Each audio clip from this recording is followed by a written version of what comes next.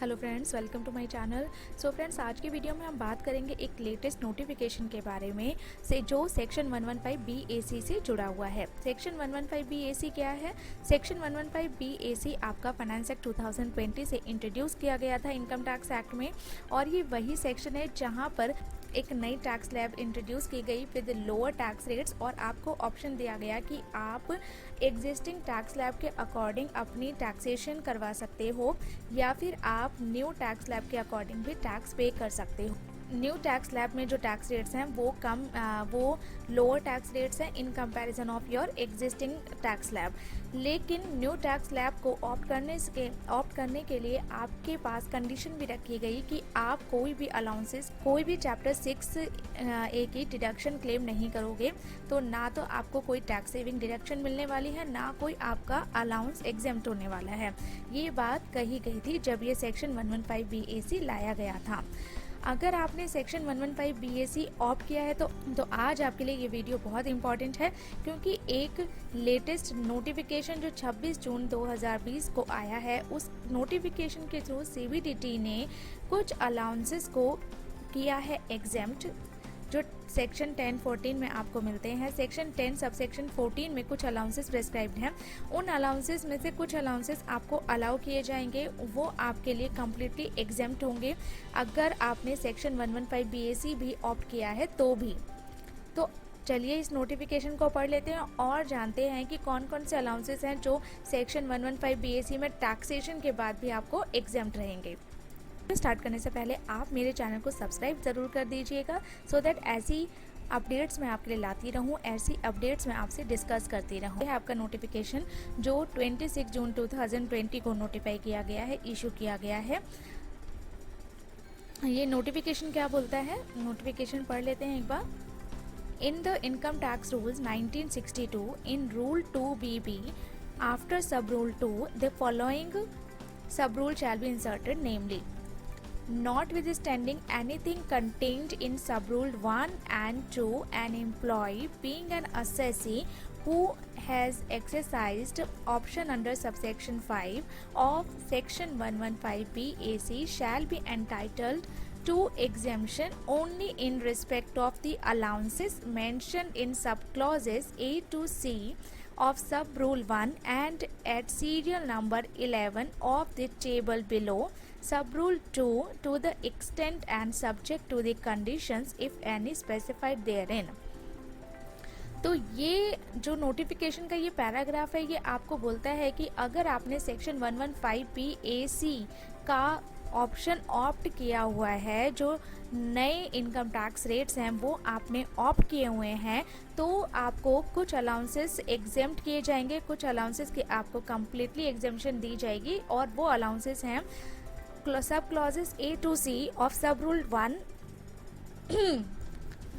तो rule 2BB का जो सब रूल 1 है, उसमें A से लेकर C तक जो आपके अलाउंसेस हैं वो आपके हाथ में एग्जेम्प्ट होंगे, उसमें कोई भी टैक्स आप पे नहीं लगेगा।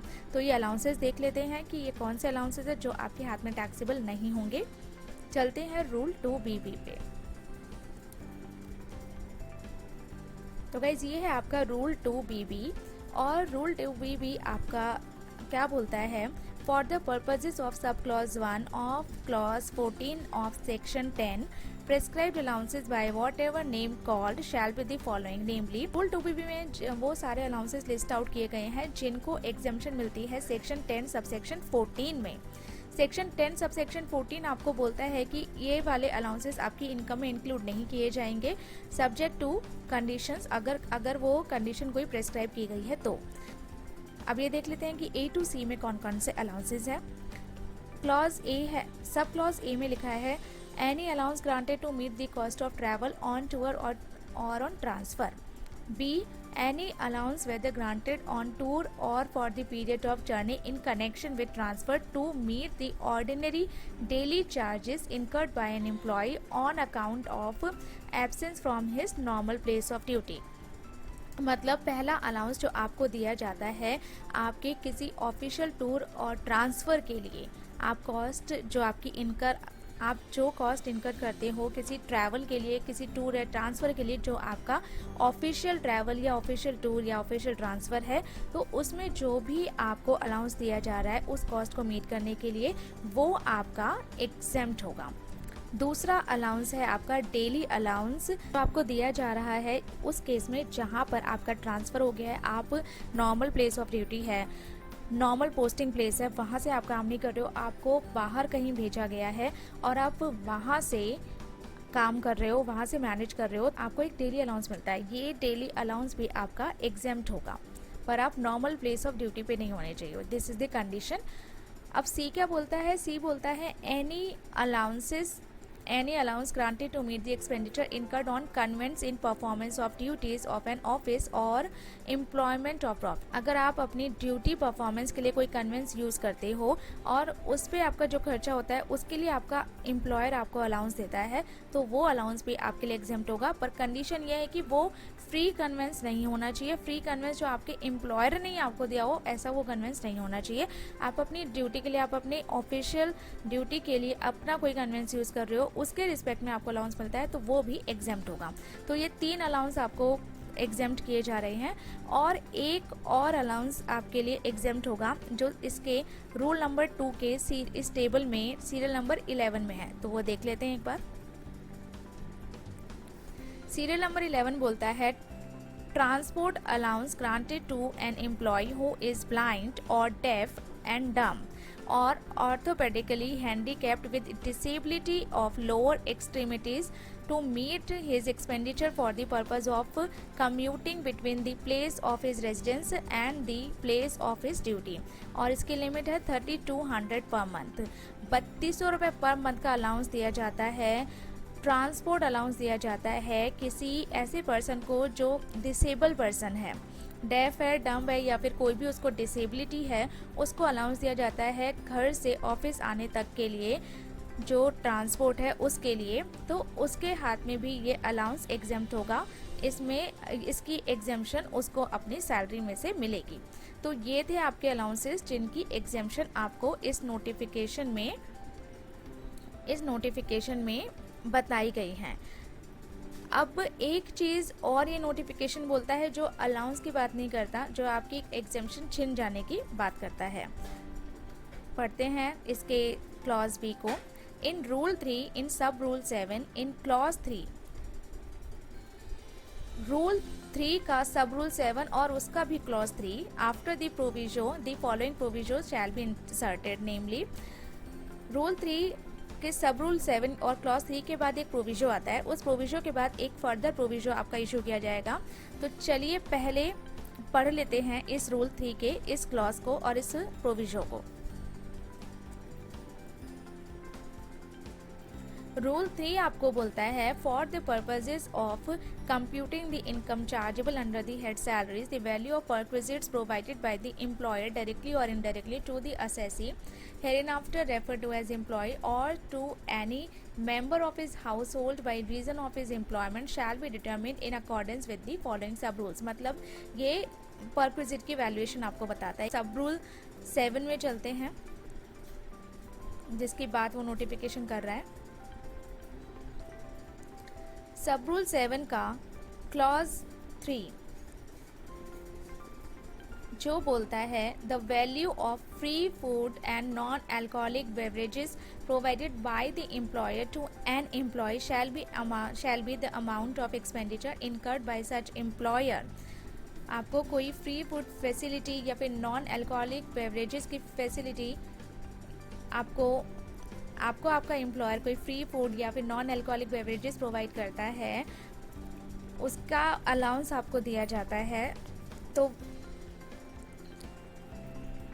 वो आपका परक्विजिट माना जाएगा और वो परक्विजिट आपके हाथ में टैक्सेबल होगा, ये क्लॉज 3 बोलता है।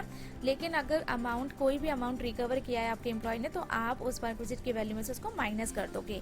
इसका फर्स्ट प्रोविजो बोलता है provided that nothing contained in this clause shall apply to free food and non-alcoholic beverages provided by such employer during working hours at office or business premises or through paid vouchers which are not transferable and usable only at eating joints to the extent the value thereof in either case does not exceed 50 rupees per meal, or to tea or snacks provided during working hours, or to free food and non-alcoholic beverages during working hours provided in a remote area or on offshore installation। मतलब अगर आपको office hours में business premises के अंदर मील vouchers के through या फिर free food या नॉन अल्कोहलिक बेवरेज को देता है, तो उस केस में आपकी 50 रुपीज़ पर मील की कॉस्ट से ज़्यादा वो कॉस्ट नहीं होनी चाहिए, या फिर टी स्नैक्स हैं और वो वर्किंग आवर्स में दिए जाते हैं और बिजनेस और आपके ऑफिस प्रीमाइसेस से मिलते हैं, तो उस केस में ये वाला आपका क्लॉज 3 आप इग्नोर करोगे, उसमें आपकी टैक्सेशन वो वाला परक्विजिट आपके लिए टैक्सेबल नहीं होगा, पर उसकी लिमिट 50 रुपीज़ पर मील होनी चाहिए। अब देखते हैं नोटिफिकेशन क्या बोलता है। नोटिफिकेशन ऐड करता है एक और प्रोविजो इस फर्स्ट प्रोविजो के बाद रूल 3 में, provided further that the exemption provided in first proviso in respect of free food and non-alcoholic beverage provided by such employer through paid voucher shall not apply to an employee being an assessee who has exercised option under subsection 5 of section 115 BAC। मतलब अगर आपका employer आपको paid voucher के through कोई free food या non alcoholic beverage की facility देता है या अलाउंस देता है पेड वाउचर के थ्रू, तो आपको उसकी एग्जेम्पशन नहीं मिलेगी अगर आपने सेक्शन 115 PAC के न्यू टैक्स रेट्स को ऑप्ट किया हुआ है। ये थी latest update income tax act के सेक्शन 115 BAC में। आप इस अपडेट को नोट कर लीजिए और अपने केस में इसकी एप्लीकेबिलिटी को चेक कर लीजिए। होप गाइज आपको ये वीडियो अच्छा लगा होगा। अगर आपको ये वीडियो पसंद आया तो इसे लाइक कीजिए, इसे शेयर कीजिए और मेरे चैनल को सब्सक्राइब भी कर दीजिए। Thank you for watching this video.